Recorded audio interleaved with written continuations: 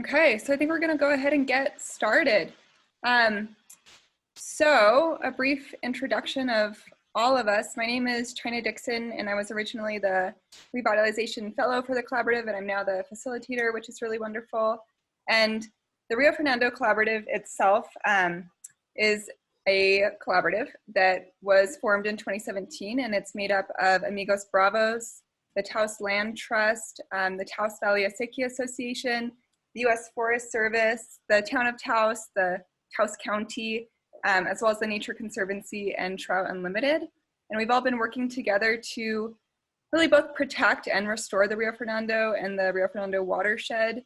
And as you'll see in the video, this has taken many different shapes and forms, from acequia revitalization to headgate repair to constructing a fence, and all different types of revitalization activities, along with the Rio Fernando Park down in the town of Taos, which is also where the Taos Land Trust offices are located. And this video series, it's really our attempt at doing kind of a COVID-safe speaker series. And so we initially did a speaker series back in 2018, and this is us revisiting that moment.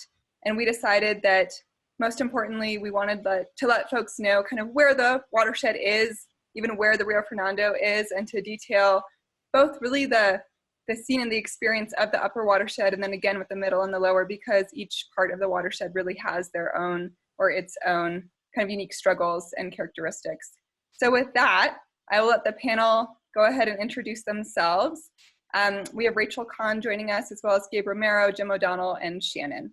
And I will let you all begin. Great, thank you, China. My name's Rachel Kahn. I'm Projects Director with Amigos Bravos. We are a member of the Collaborative. We've been a founding member. I guess all of the entities that China mentioned have been founding members that we've been working together for 3 years now. It's been a great experience, and so excited about all the good work we've been able to get done over that time. And then I'll pass it off to Shannon.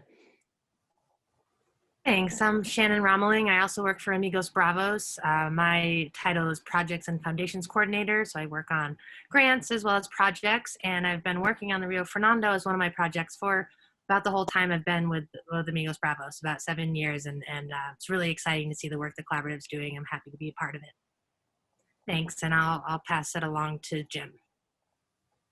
My name's Jim O'Donnell. I'm with both the Taos Land Trust and with the Collaborative, and I'm working on mainly the communications and outreach for both organizations. If we have, just wanted to say that if the quality of the video when we play it seems a bit low because of Zoom, you can find it on the Rio Fernando Collaborative YouTube page. So it'll be posted there if you want to take a second or third look at it. And the other videos will be posted there in the future too. But just be aware you have that opportunity. Take it away there, Gabe. All right, good evening. My name is Gabe Romero. I'm a forester silviculturist out of the Carson National Forest. I cover the east zone of the Carson, which covers Camino Real and Cuesta Ranger districts. We do have 2 other individuals who have been more involved with the collaborative. They include Heath Bailey, he's our archaeologist, and Raimundo Corral, he's our fire management officer. And I was really happy to participate in this effort today and with the video, and really look forward to working with folks in the future. Thank you. Thank you so much.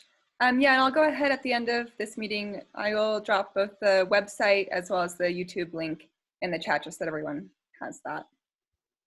Okay, well, I think let's begin streaming. All right, so give me just a second here. Yeah, no worries.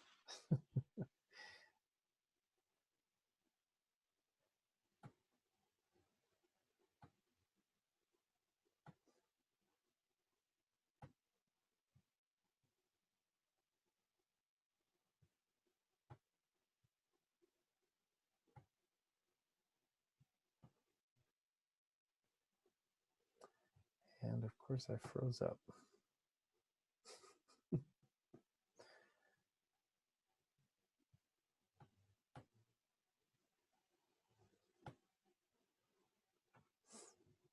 Let's agree for the sake of the next conversation that Donald Trump uses the most colorful language of any president, at least in the modern era, and says some of the most questionable things.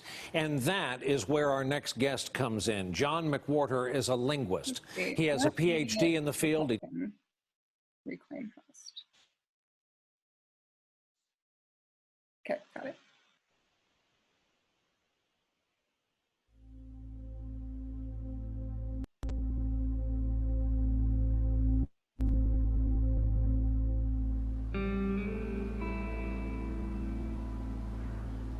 The Rio Fernando Watershed is located in the high mountain desert of the American Southwest. Here in Taos, we average less than 13 inches of rain per year, and much of our irrigation depends on snowpack. Cutting ribbons of green from high amongst the peaks, our rivers are our lifeblood. Without these rivers, we could not be here. The Rio Fernando is one of these rivers.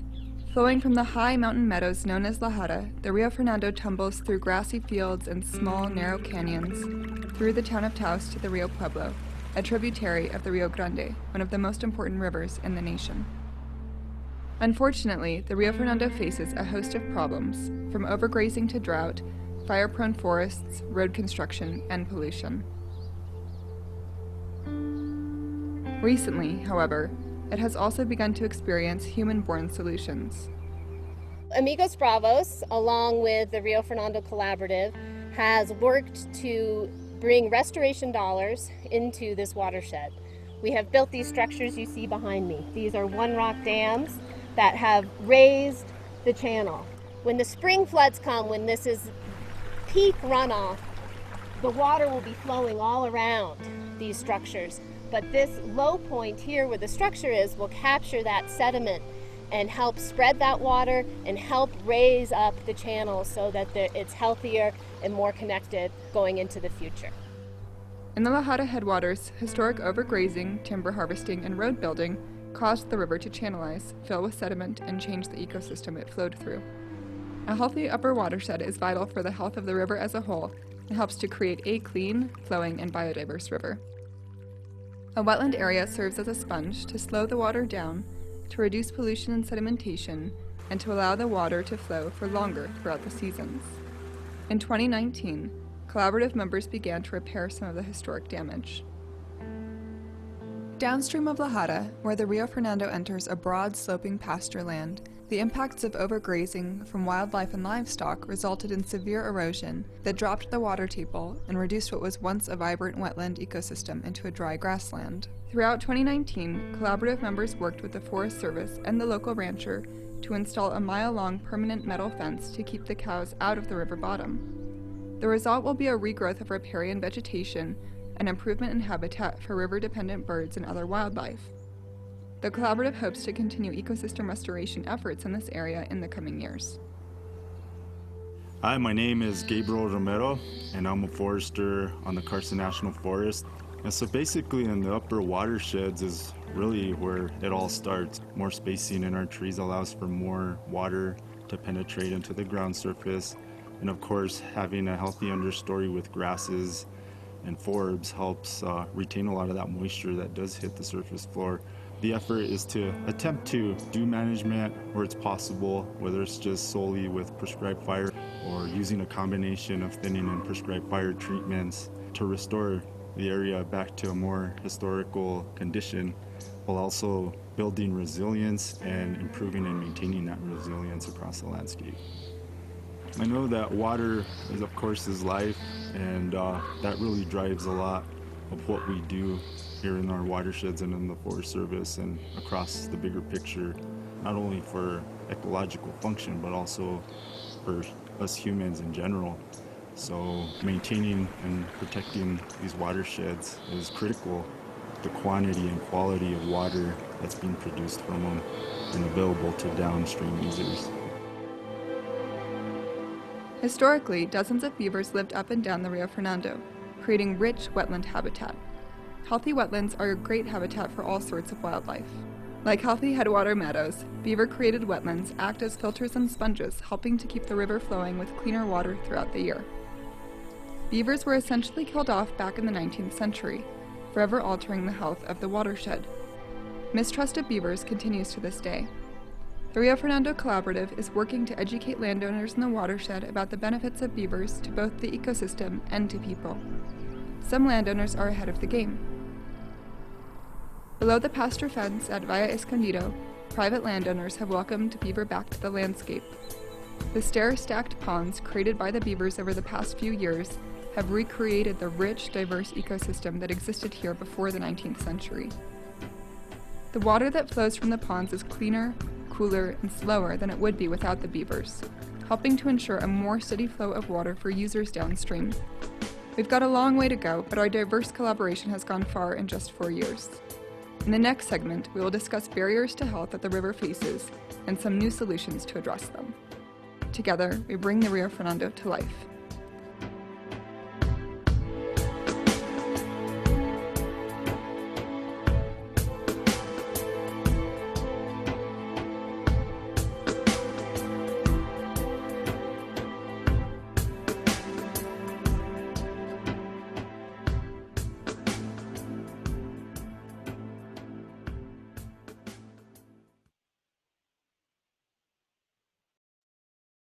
Thank you so much. So I know the video quality was a little bit choppy, but we will go ahead and drop that into the chat so you can view it on your own time as well. But yeah, that's our brief mini tour of the upper watershed. So I know that the panel is really looking forward to answering any questions, both about the work in the upper watershed as well as the collaborative as a whole. So why don't we go ahead and put those into the chat now if any questions are arising.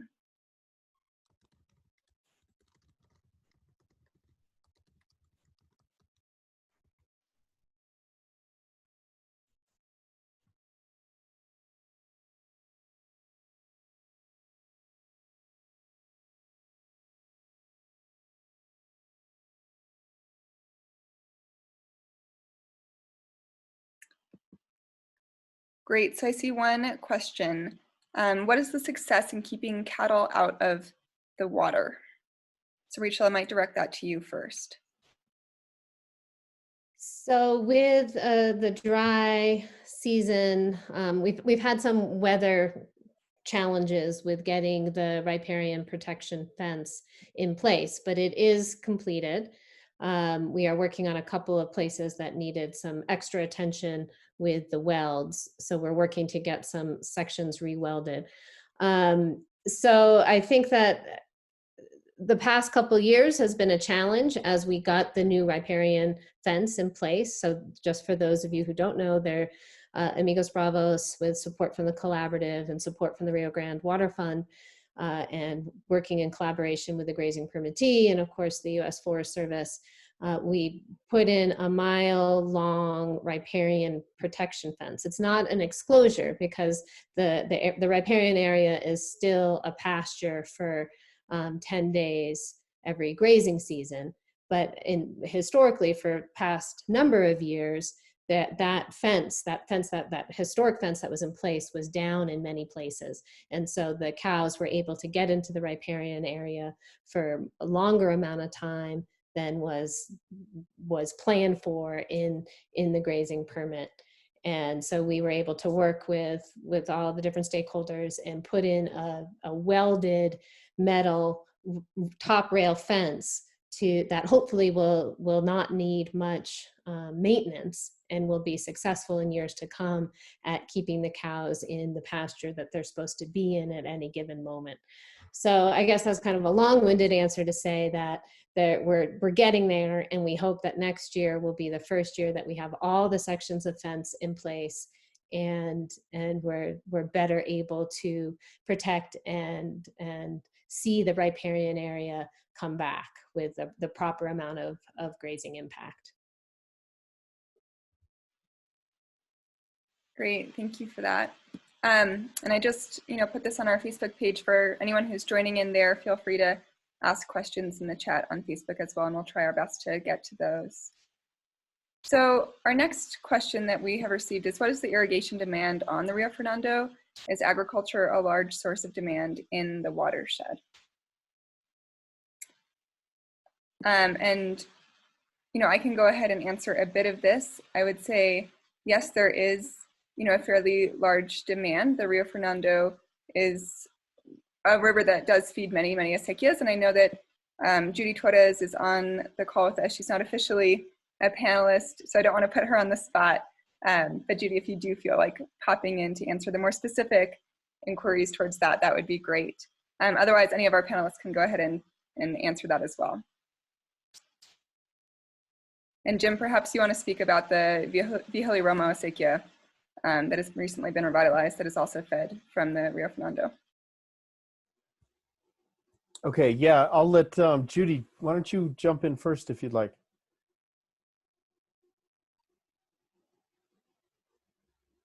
All right, maybe not. Yeah, so at Rio Fernando Park, which is located next to Fred Baca Park off of La Posta Road, over the past 2 years, the Taos Land Trust has worked to revitalize and get the Vihili Romo acequia running again.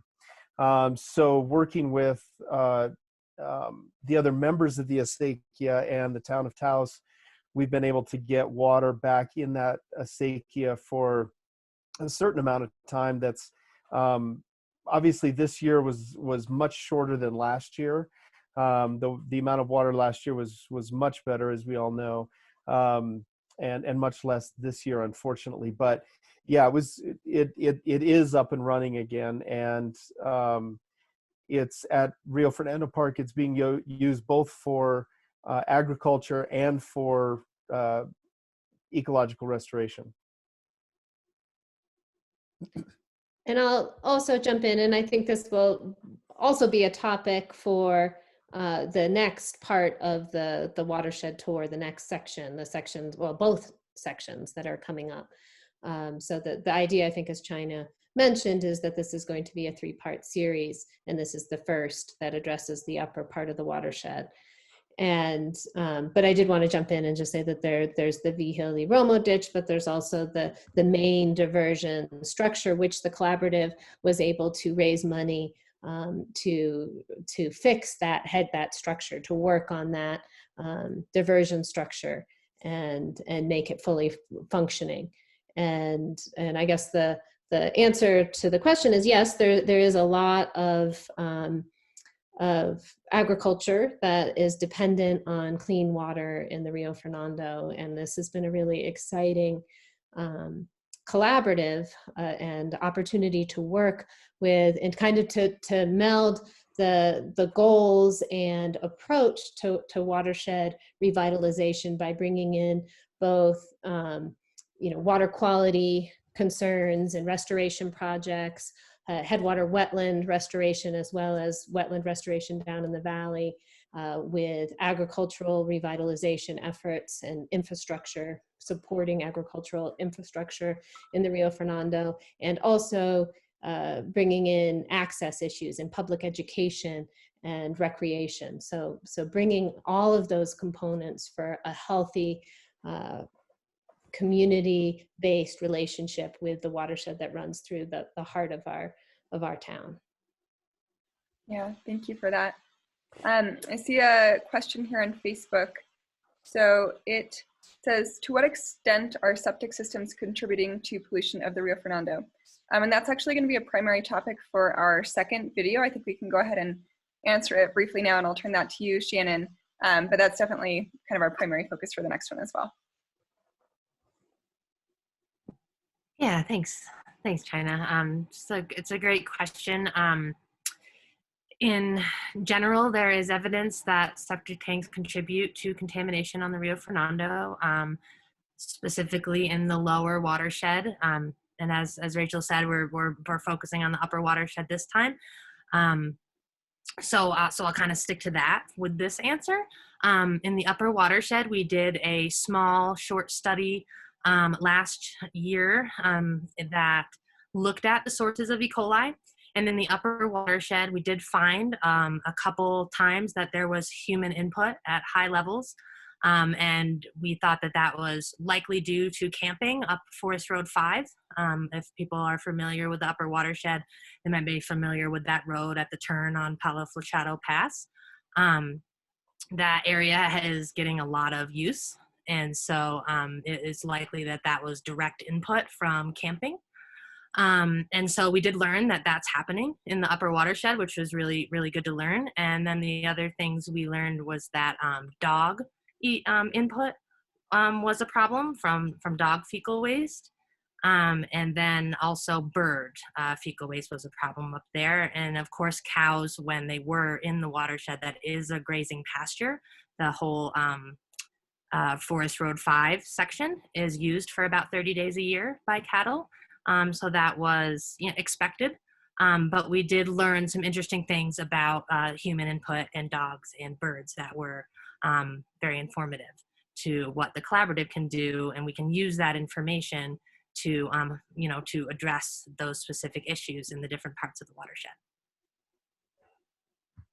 And I would just jump in to add to that, Shannon. I know we'll probably talk about it more on the next round, but just to mention the new grant that's focusing on some of those E. coli inputs in the lower section of the watershed primarily. Yeah, and that actually completely dovetails with another question that we received, which is, where is the funding coming from? Is there a mechanism of payment for ecosystem services? Is there any other type of funding scheme to fund this type of work?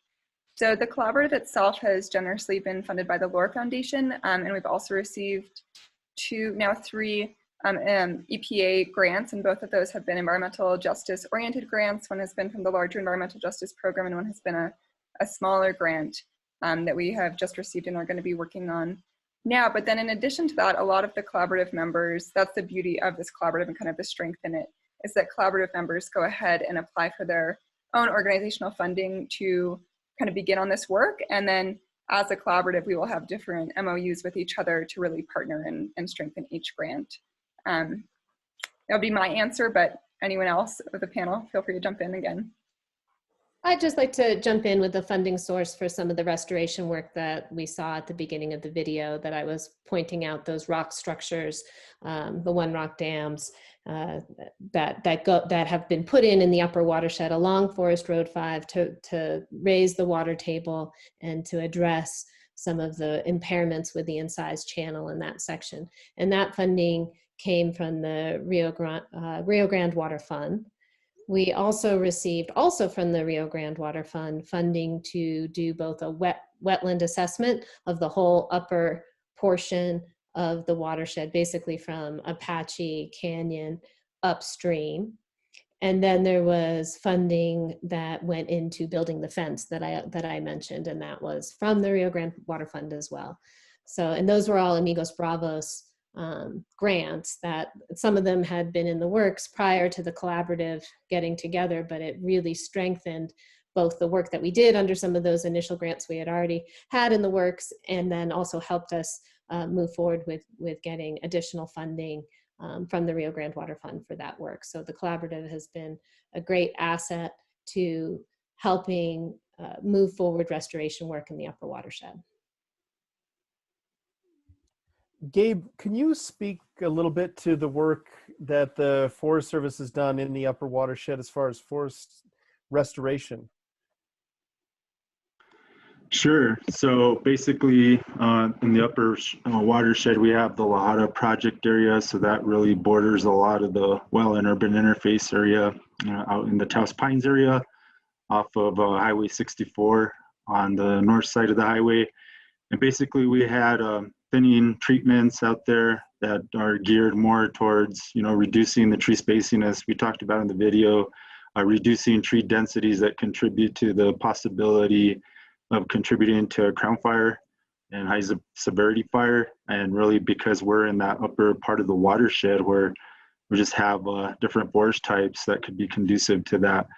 And we're really focused at this point in time in some prescribed fire, trying to get some of those slash accumulations treated and trying to reduce the potential, for other types of fire to occur out there that would affect water quality, of course, contribute to more sedimentation, and of course would cause effects on the downstream. But we really had that effort focused. We did get some Tier 3 funding several years back that supported getting some road improvements done on Forest Road 5 and also on Forest Road 706, which most folks are aware is the OK Corral area. So we were able to do a little bit of work on that end. And we are currently working on trying to get the Pueblo Ridge project with a signed decision very soon. And that would focus on the portion there in Taos Canyon that also adjoins Taos Pueblo's jurisdiction there, and really focusing on doing more work to reduce tree densities as well as reduce that potential for high severity fire, which could really have impacts with more sedimentation. So those are the things we've been planning on. Rio Grande Water Fund also has supported some funding to help with archaeological surveys, and we've just been doing a lot of great work with the Taos Valley Watershed Coalition and a lot of members, and trying to really get a good planning effort going on that end, and eventually some implementation down the road.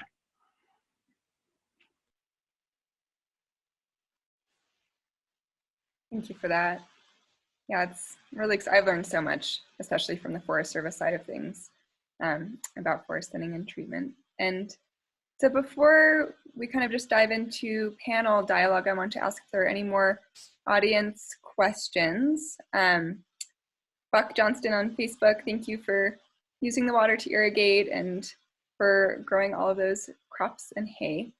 And if anyone else, either on Facebook or within this Zoom, has a question, again, feel free to pop it in the chat.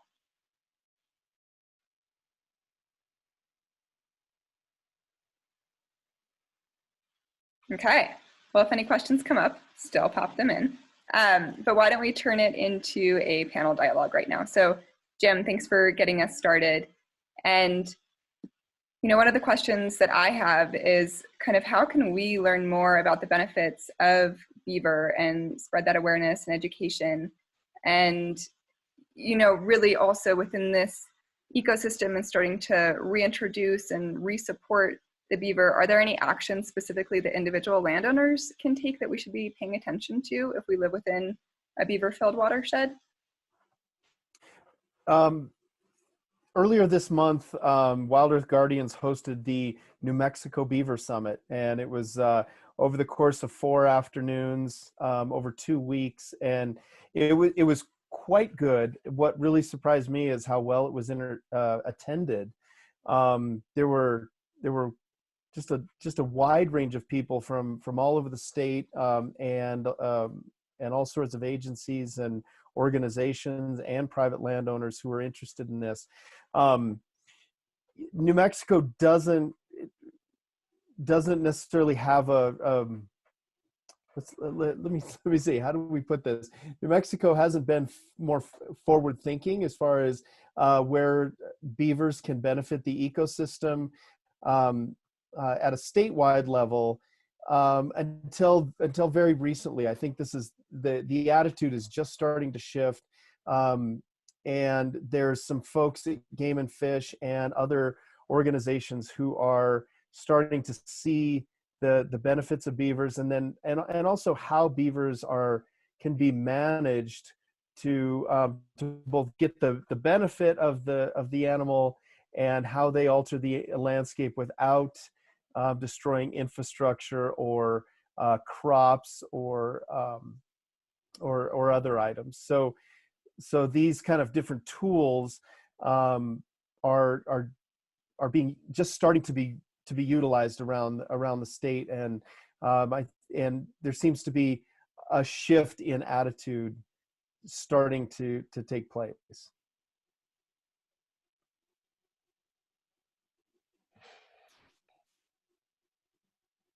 Rachel, do you have something you want to add to that?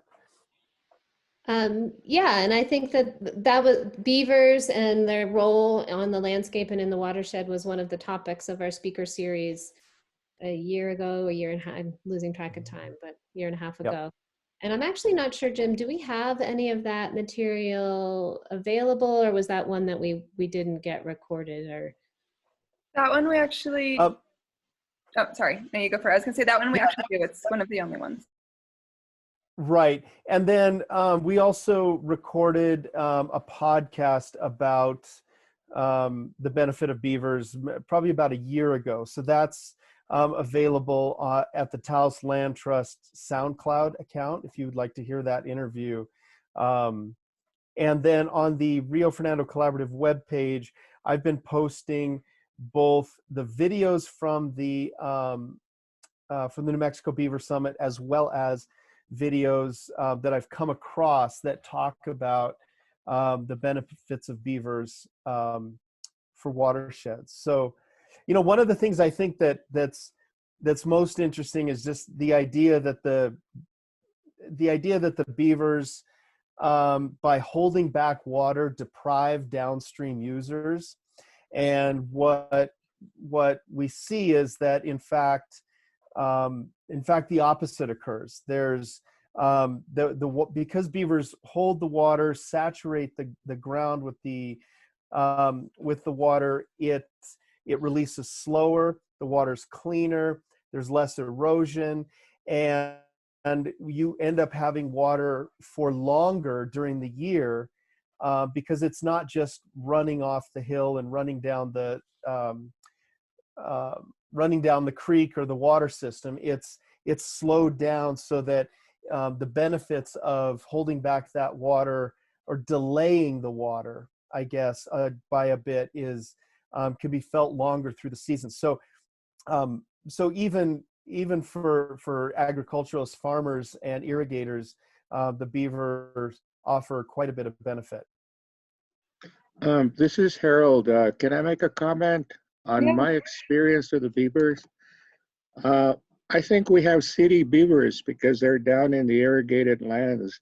I really wish we had them up in the mountains, but they really have interfered with our irrigation supply.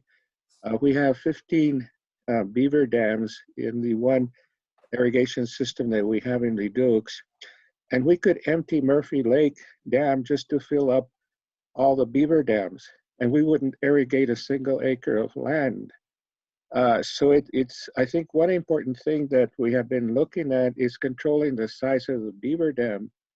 And I noticed, I think that you did some of that in your watershed, because I noticed something like a beaver deceiver concept. Correct. Yeah, because so we're implementing that in our system so that they don't get super large. But when they get super large, they just spill into lands that are getting irrigated that really don't have water rights. That's a problem. But our experience has been negative with them, and I really wish they were way up in the watershed. I think they would be more beneficial there, but there aren't any up in the higher elevations. They're all down in the city, down where we irrigate. So that's been a real problem for us. But we are trying to reduce the size, so at least there is a little beaver dam as we go down, and using the beaver deceiver concept, which I don't know if you're familiar with that. I'm sure you are. yes, thanks, Harold. Yeah, thank you, Harold. By the way, hi, Harold. Hi, how's it going? Good. Yes, I think that it needs to be a managed relationship in many ways, especially when there's private land and water rights and agricultural infrastructure that's impacted by beavers. And so you're right, that was part of the project, was installing a flow device to help to make sure that the beaver could still stay there, but it wasn't impacting private landowners and downstream users too much. It was a balanced approach.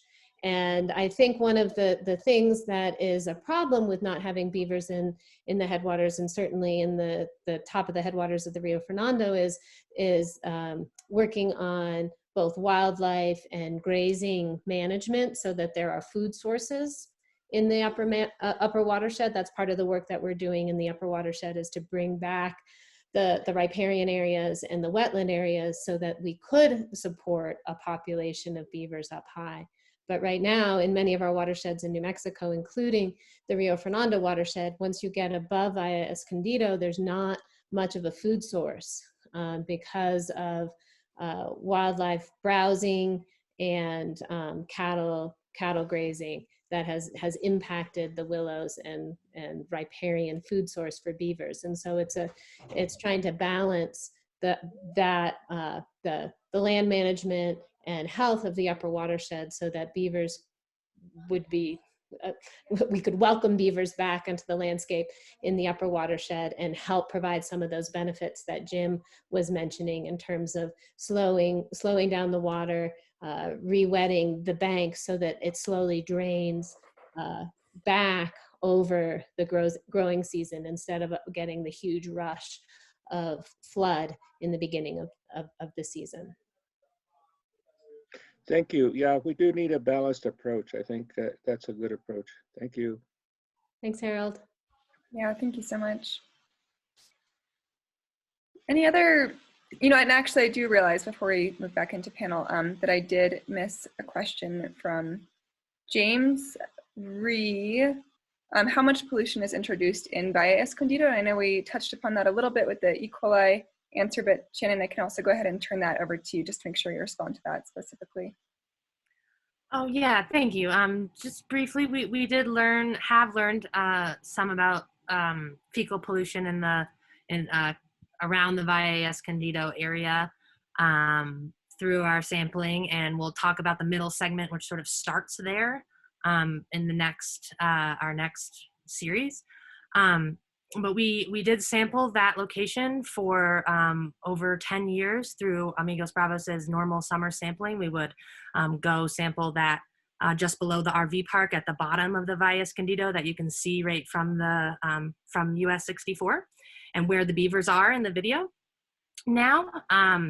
And it once in a while would have a high level of E. coli, but it was never a consistent problem, and we continued to check on it frequently for 3 years in a row when we had a more intensive study going on it, and it did not come up as a frequent hotspot.